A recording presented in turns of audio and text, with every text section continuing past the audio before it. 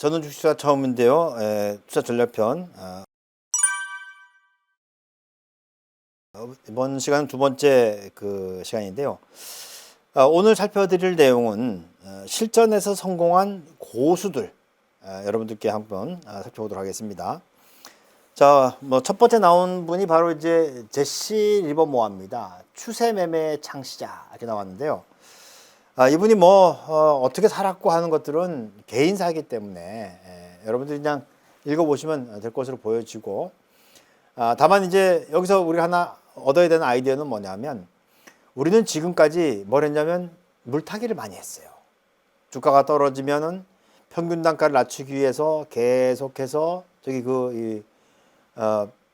떨어질 때마다 조금씩 더 사는, 소위 하면 다일루션, 물타기를 많이 했단 말이에요.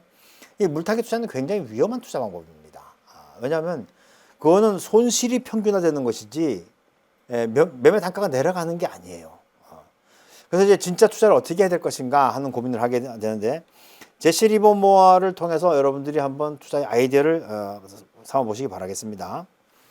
자, 제시 리버모어는 기본적으로 시장은 언제나 옳다라고 하는 것을 인정을 해야 한다는 거예요. 우리는 그러잖아요. 내가 투자를 실패하게 되면, 야, 주가가 저렇게 움직일 리가 없는데, 그거는 나만 모르는 거예요. 남들은 다 알고 있고. 그러니까 나만 모르는 걸 가지고 시장이 틀렸다고 이야기하는 것은 안 되는 것이죠. 그래서 시장은 항상 옳습니다. IQ로 본다면, 사람의 IQ는 많이 높아야 300 가는 사람이 있을지 모르겠지만, 200, 또 180, 이런 데서 천재 아닙니까? 그죠? 시장의 IQ는 3000이라고 합니다. 3000. 내가 볼 때는 3만 해도 괜찮아요. 어차피 측정이 안 되는 거니까 시장이 가장 옳다. 그죠? 자, 그 다음에 이제 여기서 봐야 되는 건 뭐냐면 바로 피라미딩 전략이에요. 피라미딩 전략. 피라미딩 전략을 우리가 이제 물타기의 반대라고 해서 불타기 전략입니다. 불타기 전략. 한번 좀 보도록 하죠. 자, 피라미딩 전략이라고 하는 것은 여기 나와 있는 것처럼 올라갈 때마다 더 사는 거예요. 올라갈 때마다.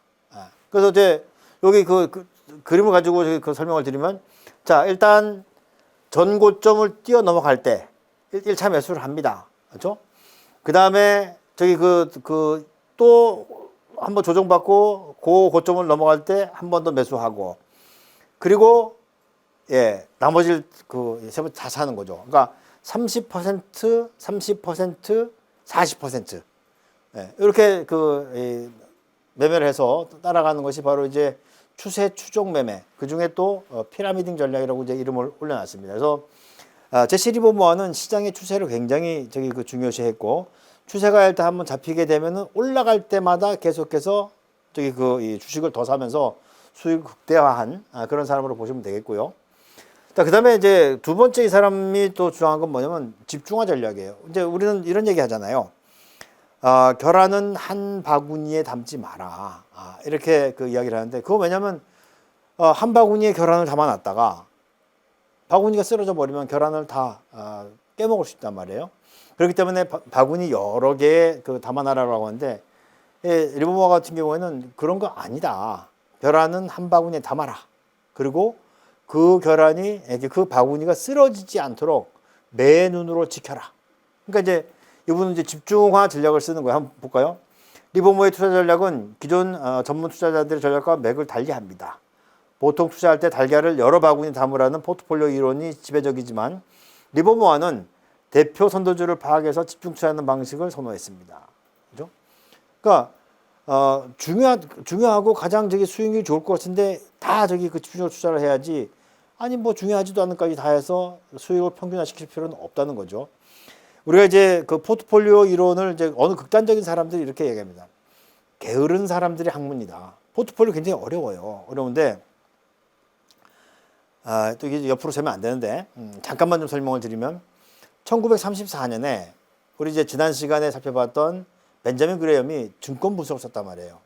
증권 분석이라고 하는 그 책을 통해서 그레이엄이 우리한테 이야기한 건 뭐냐면, 기업의 내용들을 A부터 Z까지 전부 다 알아라. 근데 개인이 전문 투자자도 마찬가지입니다. 그 기업을 속속들이 전부 다 하는 게 어렵다는 거예요. 그러니까 이제 이 가치 투자의 아버지, 그죠? 기본적 분석의 아버지 그레이엄이 이야기한 것을 따라갈 수가 없는 거예요. 그러다 보니까는 묶음으로 다 묶어가지고 그냥 저기 그 수익과 위험을 가지고 이제 평가를 하는 걸 얘기하는데 최근에는 이제 70년대, 80년대를 지날 때까지는 포트폴리오 이론이 주종을 이루었지만 이제 90년대, 2000년대 들어와서는 여기 그 리버모어가 이야기하는 집중화 전략이 오히려 대세로 지금 넘어가고 있는 그런 상황이다. 이렇게 여러분들이 알고 계시면 되겠습니다. 자, 예. 리버모어의 저기 그 30가지 투자 원칙 맞네요, 그렇죠? 예. 좀 한 가지 좀 더 보면 철저한 수익 관리죠, 그렇죠? 리버모어는 자금 관리도 철저하게 전략을 세웠다. 주식시장에서 갑자기 이유 없는 일이 발생하기 때문인데 리버모어는 불안한 주식시장의 자금 관리를 못하면 수익률이 90%라도 안 된다는 거죠, 그렇죠? 그래서 수익이 발생하면 수익을 인출하고 남은 돈으로 다시 투자했다. 이거 굉장히 중요한 얘기입니다. 굉장히 중요한 얘기예요. 우리 저기 그 코로나19를 지나면서 우리 그 사회에 만연했던 이야기가 뭐냐면 묻고 따블로 가. 이런 얘기를 많이 했었습니다. 이 얘기는 뭐냐면 수익이 나면 수익을 다 묻어가지고 더 투자를 해라. 그러니까 이제 계속 두 배로 그 불려 나갈 것처럼 보이지만 한 번 잘못하면 지금까지 벌었던 걸 다 날릴 수가 있기 때문에 굉장히 위험한 투자 방법이에요. 그래서 리버모어가 얘기하는 것처럼 어떻습니까? 수익이 발생하면 수익을 인출하고 남은 돈으로 다시 투자를 하라는 겁니다. 예를 들어 여러분들이 3천만 원으로 출발했어요. 1,000만 원 벌어서 1,000만 원 뺐어요. 그 다음에 또 1,000만 원 뺐어요. 그 다음에 또 1,000만 원 빼게 된다면 3,000만 원 남아있는 건 뭐예요? 이거는 수익금이에요. 왜냐하면 나는 원금 다 뺐잖아요. 그렇죠? 그럼 여러분들은 훨씬 더 편안한 마음으로 투자를 할 수 있습니다. 다 잃어도 나는 본전이 있으니까 이렇게 해야지, 그래야지 주식 투자 잘 되는 거예요. 주식 투자할 때 마음이 불안하고 그리고 심리적으로 압박을 받게 되면 그 주식 투자 안 됩니다. 그런 것들을 이제 그 이야기해주는 아주 훌륭한 선생으로 저는 보고 있고요. 투자 시 지켜야 할 64가지 원칙. 이건 어려운 일입니다. 이건 여러분들이 책을 통해서 읽어보시면 되겠고요. 리버모어의 30가지 투자 법칙. 요건 이제 몇 개만 좀 보도록 하죠. 무엇보다 타이밍이 중요하고 결코 서두르면 안 된다. 타이밍 어떻게 돼요? 전고점을 넘어가는 그런 시점에서 내가 적절히 대응할 수 있으면 되겠고, 주식의 전환점을 결정해서 그 시점의 움직임을 해석하라. 주식의 전환점이라고 하는 건 터닝 포인트를 얘기하는 거죠. 이게 저기 그 데드캣 바운드냐? 데드캣 바운드라고 하는 건 뭐예요? 옥상에서 죽은 고양이를 떨어뜨려도 퉁 하고 튀어 올라간단 말이에요. 주가도 마찬가지입니다. 주가도 쭉 떨어졌다가 살짝 튀어서 다시 내려가는 경우가 있거든요. 그러니까 그런 거는 조심해야 되겠고, 움직임이 시작되는 심리적 시간에 투자 게임을 시작하라. 그렇고요. 또 시장이 적절하게 움직이기 위해서는 시간이 필요하다. 그렇습니다. 항상 뜸이 들어야지 밥이 되듯이 주식도 마찬가지다라고 보시면 되겠고, 참을성을 가지고 거래 시점이 올 때까지 기다려야 한다. 우리는 기다리는 걸 잘 못해요. 그렇죠? 좀 저기 이 분할 매수 하십시오라고 하면은, 분할 매수라고 하는 건 뭐 일주일 간격으로 산다든지 아니 보름 간격으로 산다든지 이렇게 하는데, 어떤 분들은 아침에 반, 아침에 3분의 1, 점심에 3분의 1, 저녁에 3분의 1 이렇게 끝내는 분들인데 그게 안 됩니다. 최소 저항선에 윤곽이 드러날 때까지 기다렸다 움직여라. 주가와 씨름하거나 이유를 요구하는 것은 의미가 없다. 그렇죠? 주식한테 너 왜 안 올라가니? 물어보지 마시라는 거예요. 대답을 해야지 뭐 되는 거죠. 그렇죠? 큰 돈을 걸기 전에 일단 작은 테스트 비용부터 걸어봐라. 이건 참 저기 그 어려운 얘기입니다. 아무튼 주식을 처음 시작하면 무조건 작은 성공을 줘요. 그 다음에 저기 그 큰 돈이 들어가게 되니까 커지게 되죠. 그렇죠? 그 다음에 손실이 더 커지기 전에 매도해서 손절매를 해야 한다. 이건 정말 어려운 일이죠. 어려운 일입니다. 손절매를 못 해요. 손절매를 왜 못하는지는 이 투자 전략편에 아주 자세히 나와 있습니다. 그건 설명드리도록 하겠고, 첫 거래에서 손실이 발생한 주식은 물타기 하지 마라. 절대 이 사람은 물타기는 안 된다는 게 주입니다. 강사장에서는 머리가 아니라 엉덩이가 큰 돈을 벌어준다. 뭐예요? 끈기 있게. 근데 끈기 있게 버티기 위해서는 뭐예요? 마음이 편해야 됩니다. 근데 이제 내가 이 빚을 내서 투자를 했다든지, 그렇지 않으면 내가 관리할 수 있는 능력보다 더 많은 돈을 투자했다든지, 이런 경우에는 불안해요. 예를 들어서 나는 지금 이제 그 월세 살고 있는데 주가가 한번 움직일 때마다 뭐 소나타 아니면 뭐 그랜저 한 대씩 탁탁 하면은 불안하잖아요. 그죠? 그러니까 절대 남의 돈으로 투자하지 말고 어느 정도의 규모로 투자하느냐면 내가 이 돈을 지금 다 잃어도 내 생활에 전혀 지장이 없는 그 정도 수준이라 해야 돼요. 예를 들어서 내가 저기 그런 일 있으면 안 되겠지만 부도를 맞았어요. 부도를 맞아가지고 이제 주식이 거래 정지됐습니다. 그랬더니 매일 아침에 별다방 콩다방 들러가지고 이 아메리카노 한 잔 사오던 것을 사지 못하고 탕비실에서 카누를 타먹는다면 안 되는 거예요. 안 되는 겁니다. 아시겠죠? 그리고 매일 소폭의 등락에서 수익을 내려고 탐하지 마라. 잔파동 타지 말라는 겁니다. 그거 돈 얼마 안 됩니다. 분명한 추세가 있다면 중간에 사소한 변동들을 무시해라. 추가 매수가는 이전 매수가보다 높은 가격이다. 좀 전에 이제 우리 불타기 전략, 피라미딩 전략을 설명드렸죠. 예. 시장이 활발하다면 서둘러 작은 이익을 취하지 마라. 항상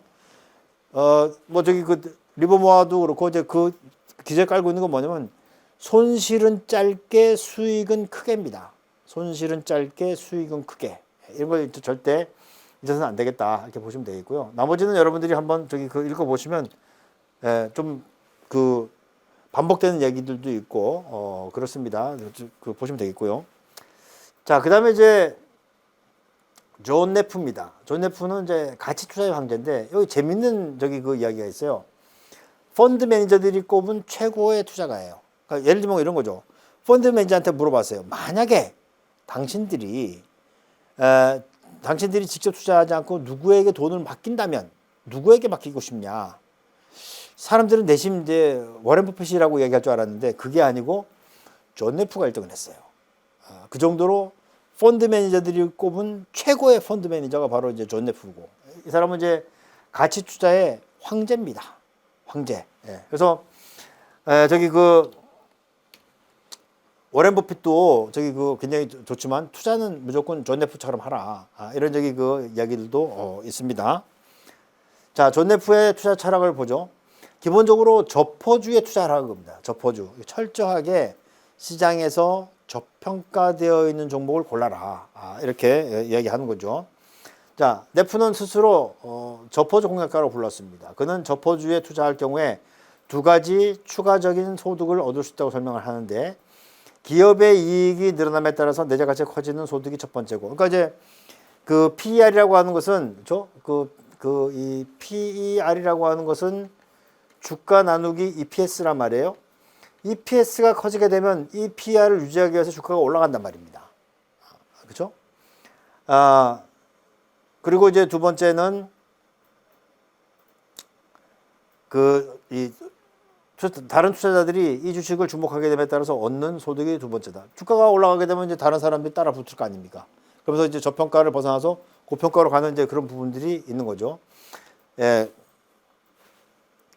그래서 이제 그는 저포주는 때때로 상상을 초월하는 잠재력을 갖는다면서 많이 오르고 적게 떨어진다고 강조했다. 예.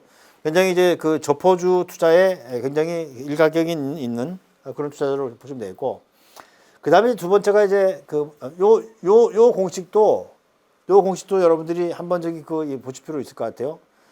총 회수율이라고 했는데 배당 수익률 플러스 이익 성장률 또 더한 것을 나누기 이 PR 했을 때 이게 2배를 넘지 못하면 투자 후보에서 제외했다. 총 회수율은 여러분들이 한번 보시면 되겠어요. 배당 수익률이라고 하는 것은 HTS에 나와 있어요. HTS에 나와 있고 이익의 성장률이라고 하는 것은 좀 계산을 좀 해봐야 됩니다. 지금 성장률을 어떻게 구하냐면 유보율 곱하기 ROE, 그렇죠? 유보율에서 곱하기 ROE를 곱해가지고 이렇게 내는 게 지금 일반적이에요. 이건 좀 복잡한 이야기이긴 한데 여러분들도 한번 이런 공식을 가지고 해보시면은 가능하고요.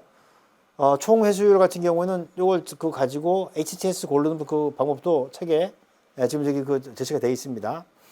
그 다음에 까다롭게 골라라는 겁니다. 까다롭게 골라라. 보세요.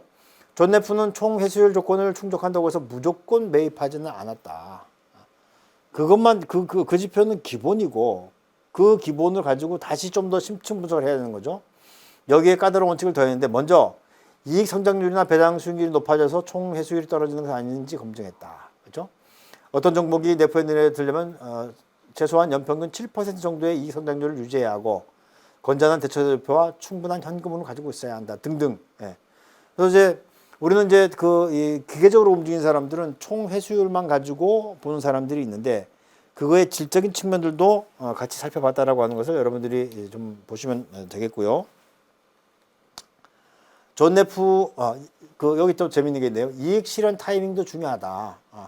존 네프는 파는 것이 사는 것만큼 중요하다라고 했는데 여기 보시면 뭐냐면 자기가 정한 이 목표 수익률의 70%를 실현한 시점을 매도 기준으로 삼았다. 목표가가 있단 말입니다. 제가 이제 최근에 읽은 논문 중에는 애널리스트들이 목표 주가를 내잖아요. 목표 주가. 근데 이 목표 주가를 내는데 목표 주가 달성률이 37%밖에 안 된다고 합니다. 그러니까 절반도 안 되는 그 종목들만 목표 주가를 가는 거예요. 그러니까 우리가 이제 내가 설정했던 그 목표가도 안 갈 가능성이 크죠. 왜냐하면 내 거니까 얼마나 예쁘겠습니까? 과도하게 목표가를 잡는 경우가 있을 거란 말이에요. 그렇죠? 그래서 그런 점들 여러분들이 보시면 되겠고 존 네프의 11가지 투자 원칙, 그날의 저가주를 공략해라. 그렇죠? 최저가 종목 중에 탄탄한 기업 한두 곳은 반드시 있다. 이건 이제 고수들의 눈에만 나오겠죠. 이게 재밌는 거예요. 비인기줄 찾아라. 이게 투자의 고수들이 항상 얘기하는 건 뭐냐면 시장에서 관심이 철저하게 무시된 기업에 주목하라는 겁니다. 그래야지만 주가가 저평가되어 있다는 거예요. 그런 건 우리가 시장에서 한번 찾아볼 필요가 있을 것 같아요. 거래량이 작고 주가가 장기적으로 횡보하고 있고 이런 종목들 봐야 되겠죠. 양질의 성장세를 유지하는 기업을 찾아라. 또 다른 사람이 모르는 투자 기회를 포착해라. 이게 제일 중요하죠. 그러니까 주식 투자할 때 제발 딴 사람하고 상의 좀 하지 마세요.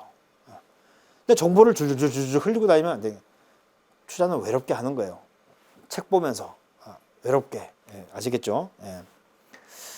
자, 그리고 잘못 분류된 기업을 찾아라. 겉은 경기 순환주의인데 상품 구성비를 뜯어봤을 때 경기에 무관한 제품의 비중이 더 높다면 덜라이 없이 좋다. 그러니까 왜냐면 경기하고 관련됐다면 이제 이 시클리컬하게 움직이는 건데 그렇지 않고 그냥 꾸준히 움직이는 게 더 좋다는 것이죠, 그렇죠? 자, 그리고 임계치를 확보한 기업을 찾아야 되겠고, 그리고 덤의 기회를 포착해라. 뭐 다른 호재, 예를 들면 뭐 어떤 게 있을까요? 지적재산권이 생겼다든지, 그죠? 아니면 생각지도 않았는데 땅값이 올라갔다든지 이런 것도 괜찮겠죠. 나만의 능력을 적극 활용해라. 체험을 통해 알고 있는 기업과 업종에 대한 인지 수준이 높은 것이 좋다. 그러니까 재밌는 건 뭐냐면 이렇게 그 투자를 많이 한 사람들은 여행을 가도 그 현지에 있는 기업들에 관심을 갖습니다. 저도 이제 이 시장에서 30년 이상 있다 보니까 길거리 가다가 간판 보면은 상장회사는 금방 확 들어와요. 그럼 이제 한번 둘러보는 거죠. 공장은 어떤가. 공장 앞에만 가봐도 그 분위기를 알 수 있어요. 왜냐하면 잘 정돈된 그 공장과 그렇지 않은 공장은 기본 이 종업원들의 사기 이런 것들이 다릅니다. 그죠? 좁은 영역에 얽매이지 마라. 잘하는 업종만 사면 분산 투자에 실패한다. 이건 이제 또 좀 다른 얘기도 다른 사람들하고 집중 투자하는 사람들하고 나만의 지평을 확보하고 투자 소신을 세워라. 이런 것들을 이제 읽으면서 그러니까 이 책은 그냥 한 번 읽고 끝나는 게 아니에요. 계속 한 사람씩 꺼내가지고 읽으면서 곱씹고 하다 보면은 되는 거죠. 그래서 책이 너덜너덜해지면은 걱정하지 마십시오. 또 개정판이 나오면 또 새 책이 나오게 되는 거니까 그렇게 보시면 되겠고. 존 네프처럼 하는 것도 적어놨고요. 그리고 이제 주식 투자 성공한 주식 투자 중에서 오늘 소개해드릴 제일 마지막 사람은 니콜라스 다비스입니다. 이 니콜라스 다비스는 원래 무용가예요. 무용가. 근데 이제 공연을 했던 공연 대가로 그 주식을 받았어요. 근데 그 주식이 이제 올라갔습니다. 그래서 이제 발을 들여놓은 거죠. 우연한 기회에 주식시장에 발을 들여놨는데 너무 이게 주가가 이제 춤을 추더라 그거예요. 그래서 내가 주식을 한번 제대로 해봐야 되겠다라고 하는데 이분의 투자 전략은 복잡한 게 아니에요. 복잡한 게 아니고 이 박스 이론이거든요. 박스 이론이라고 하는 것은 장기간 횡보했던 주식이 박스권을 상향 돌파할 때 그 주식을 사서 수익을 낸다. 이런 거예요. 그러니까 그게 특별히 복잡한 건 아닌데 아마 그런 것들을 가지고 큰 돈을 벌었기 때문에 이제 이름을 올리게 된 것이죠. 한번 보도록 하겠습니다. 박스 이론을 활용한 투자자, 그죠? 니콜라스 다비스는 주가가 아무 방향으로 움직이지 않는 것이 아니라 일단 방향성이 정해지면 지속적으로 그 방향을 따라 움직이는 것을 발견했다. 그러니까 주가가 이렇게 행보를 하고 있다가 이렇게 탁 튀어 올라가면 이 방향으로 계속 간다는 거예요. 그래서 그걸 이제 한 것이고, 투자 내용을 보면 상향 돌파 시에 그 매입하고 하향 돌파 시에 매도한다. 박스가 생겨 있단 말입니다. 박스가 생겨 있으면 박스 코너에 있다가 이렇게 올라가면 매수, 하지만 이렇게 떨어지면 매도예요. 박스를 깨고 하단을 깨고 내려갈 때 잘못하면은 그 손절을 하지 못하면은 부도를 맞을 수 있습니다. 이건 경험적으로 이렇게 되는 것이고, 박스는 고정된 것이 아니고 어떻게 돼요? 유연한 박스 조정한다. 박스를 그 크기를 더 크게 하고, 처음에는 이제 뭐 과자 박스였는데 냉장고 박스 뭐 이렇게 식으로 키울 수도 있는 겁니다. 그렇죠? 상승하는 주식은 매도 금지해라. 상승하는 주식은 매도 금지해라. 그러니까 잘 올라가고 있는데 섣불리 그 매도를 하게 되면은 큰 수익을 내는데 불리하다, 이렇게 보시면 되겠습니다. 핵심 투자 전략은 투자 그 철학은 주식시장 자동차 운전과 같다. 우리가 이제 저기 그 기아 놓고 그다음에 저기 엑셀레이터 밟으면 앞으로 가고 브레이크 밟으면 저기 그 쓰고 하는 건 다 알아요. 하지만 그게 진짜 실전에서 어느 속도로 가고 언제 쓰고 또 가게 할 건지 그거는 경험을 통해서 하는 거란 말이에요. 그런 거예요. 때로는 주식시장을 떠나라. 우리는 저기 그 1년 365일 계속 주식을 보고 있습니다. 그러면 안 돼요. 좀 떨어져서 볼 필요도 있겠고, 주식시장은 슬롯머신이 아니다. 그렇죠? 초기의 실패를 통해서 주식시장의 슬롯머신에서 돈이 쏟아지는 일확천금 얻을 수 있는 요술기가 아닌 걸 알았다. 그러니까 이것도 농사 짓듯이 저기 그 꾸준히 투자를 해야 한다라고 하는 것을 여러분들이 아시면 되겠습니다. 10가지 원칙만 한번 볼까요? 추천 종목을 따라하지 마라. 그러니까 증권사가 저기 그 신뢰가 별로 없는 거예요. 추천 종목, 그렇죠? 믿을 만한 전문가의 조언도 틀릴 수 있다. 그렇습니다. 증권가의 떠도는 격언을 무시하라. 격언을 무시하라까지는 뭐 저는 이제 하고 싶지 않습니다. 격언을 제대로 알 필요가 있는 거죠. 유동성이 떨어지는 장애 주식은 절대 하지 마라. 왜냐하면 이제 이분은 기술적인 매매를 하기 때문에 거래가 붙어야 되는 거죠. 그럴듯해 보이는 루머는 절대 믿지 마라. 그리고 주식 투자는 기본적 분석으로 접근할 때 비로소 효과가 있다. 근데 본인은 기본적 분석으로 잘 안 했어요. 기술적 펀더멘탈리스트 이렇게 이야기한 거죠. 이 사람은 원래 저기 이 베이스가 그 무용 쪽이기 때문에 이 리드미컬한 걸 이제 잘 따라 하는 거죠, 그죠? 여러 종목의 단격을 해보는 오르는 종목 한 종목을 길게 보유해라. 자존심과 고집을 억제해라. 그래, 주식시장에서 자존심 세우면 안 됩니다. 우리나라에서도 머리 좋은 사람들이 주식시장에서 실패한 경우가 많아요. 내가 주식보다 못할 리가 없다. 그렇게 생각하는 순간 다 망합니다. 그래서 주식 앞에는 겸손해야 되겠다. 공명정대와 냉정을 유지하라. 가장 중요한 것은 위험 부담을 최대한 줄이는 것이다. 어떻게 줄입니까? 손절매. 이렇게 여러분들이 보시면 되겠습니다. 자, 이렇게 이제 니콜라스 다비스까지 말씀드렸는데요. 실제로 그래프를 가지고 이제 보시면은 이런 주식들이 많이 있어요. 많이 나오는데, 근데 이제 매일 봐도 똑같은 자리에 있기 때문에 문제입니다. 박스가 계속 길어지는 이런 부분들이 있기 때문에 심심하실 때 HTS를 가지고 한 번씩 이제 이 종목들을 검색해 보시면은 이렇게 장기 횡보하는 종목들을 찾을 수 있습니다. 많지는 않겠지만, 그러면 이제 일단 관심 종목에 올려놓고 그 주가를 계속해서 바라보는 것이 필요하다 생각이 됩니다. 이번 시간 이것으로 마치도록 하겠습니다.